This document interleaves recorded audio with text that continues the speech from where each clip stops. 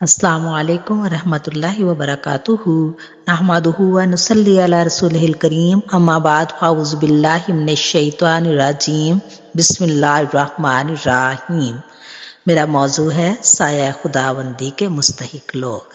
حضرت ابو ہریرہ رضی اللہ تعالیٰ عنہ سے روایت ہے، بے شک رسول اللہ صلی اللہ علیہ وسلم نے فرمایا، 7 آدمی وہ ہیں جن کو اللہ تعالیٰ قیامت کے روز عرش کا سایہ عطا فرمائے گا۔ وہ ایسا دن ہوگا کہ اللہ کے سائے کے سوا کوئی سایہ نہیں ہوگا۔ وہ 7 آدمی یہ ہیں: نمبر 1، عادل حکمران۔ نمبر 2، وہ نوجوان جس نے اللہ کی عبادت کرتے ہوئے نشو و نما پائی۔ نمبر 3، وہ آدمی جو ایک خالی جگہ میں تنہا ہے اور اللہ کے ذکر میں مشغول ہے اور اس کی آنکھوں سے خوف خدا کی وجہ سے آنسو بہنے لگے۔ نمبر 4، وہ شخص جس کا دل مسجد میں اٹکا رہتا ہے۔ 2 آدمی جو صرف اللہ کی رضا کے لیے ایک دوسرے سے محبت کرتے ہیں۔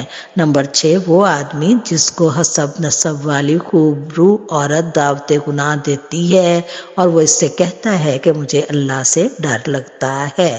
وہ آدمی جو اس حد تک چھپا کر صدقہ و خیرات کرتا ہے کہ اس کا بایاں ہاتھ بھی نہیں جان پاتا کہ اس کے دانے ہاتھ نے کیا کیا۔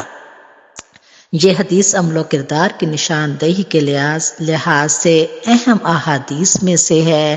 اس میں رسول اللہ صلی اللہ علیہ وسلم نے ارشاد فرمایا ہے کہ جو لوگ 7 اوصاف سے متصف ہیں وہ دنیا و آخرت دونوں جہانوں میں کامیاب اور کامران ہیں۔ قیامت کے روز بارگاہ الہی میں ان کو بالخصوص لائق احترام گردانا جائے گا اور اللہ کی مہربانیوں کے مستحق قرار پائیں گے۔ نمبر 1، وہ حکمران جو عدل و انصاف کے تقاضوں کو پورا کرتے ہیں۔ اس میں غریب، امیر، چھوٹے بڑے اور رشتہ دار و غیر رشتہ دار کے درمیان کوئی امتیاز نہیں کرتے۔ جو بھی فریاد لے کر آتا ہے اس کی داد رسی کرتے اور نہایت احتیاط سے غلط اور صحیح کو پہچانتے ہیں اور حقائق کی روشنی میں قدم اٹھاتے ہیں۔ اس سلسلے میں نہ کسی کا لحاظ کرتے ہیں اور نہ کسی سے لالچ میں آتے ہیں۔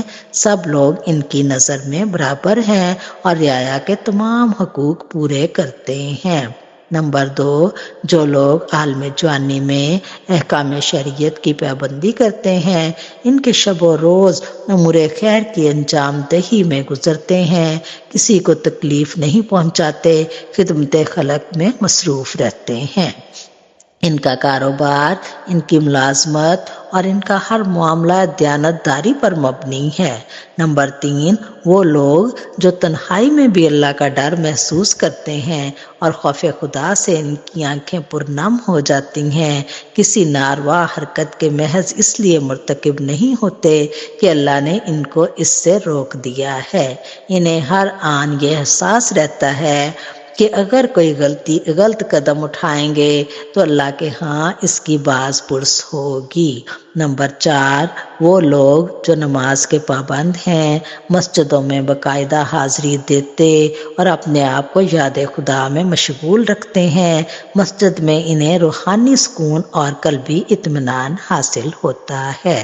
نمبر 5، اللہ کے وہ بندے جو ایک دوسرے سے مخلصانہ روابط قائم کرتے ہیں، ان کے باہمی تعلقات اس نوعیت کے ہیں کہ ان میں کوئی دنیاوی مفادات مثمر نہیں، صرف اس لیے آپس میں میل جول اور پیار و محبت رکھتے ہیں کہ اس سے مسلمانوں کے مجموعی مفادات وابستہ ہیں اور لڑائی جھگڑے کا خاتمہ ہوتا ہے۔ اس کے نتیجے میں اللہ خوش ہوتا ہے اور مسلمانوں کی علاقائی، ملکی اور عالمی برادری میں عزت بڑھتی ہے۔ نمبر 6، وہ لوگ جو فحش و منکرات سے دامن کشاں رہتے ہیں، اگر برائی کے مواقع میسر ہوں تب بھی اس کے قریب نہیں جاتے، برائی کی دعوت دی جائے تو اسے اللہ کے ڈر سے ٹھکرا دیتے ہیں۔ اس میں عظیم مثال حضرت یوسف علیہ السلام کی ملتی ہے۔ نمبر 7، وہ لوگ جو خفیہ طریقے سے صدقہ و خیرات کرتے ہیں، لوگوں میں اپنی سخاوت کا ڈھنڈورا نہیں پیٹتے اور نہ کسی پر احسان جتاتے ہیں، مستحق افراد کی اس طرح مالی امداد کرتے ہیں کہ کسی دوسرے کو کانوں کان اس کی خبر نہیں ہو پاتی۔ وہ نہیں چاہتے کہ لینے والے کی عزت نفس مجروح ہو اور معاشرے میں اس کی ساکھ بگڑے۔ یہ وہ 7 چیزیں ہیں کہ اگر مسلمان انفرادی اور اجتماعی طور پر ان کو اپنا لیں اور اپنے اندر یہ اوصاف پیدا کر لیں تو یقیناً ان کے لیے فوز و فلاح کے دروازے کھل سکتے ہیں اور وہ خلوص و ہمدردی کی دولت سے مالا مال ہو سکتے ہیں۔ اللہ تعالیٰ مجھے اور آپ کو عمل کی توفیق دے، آمین۔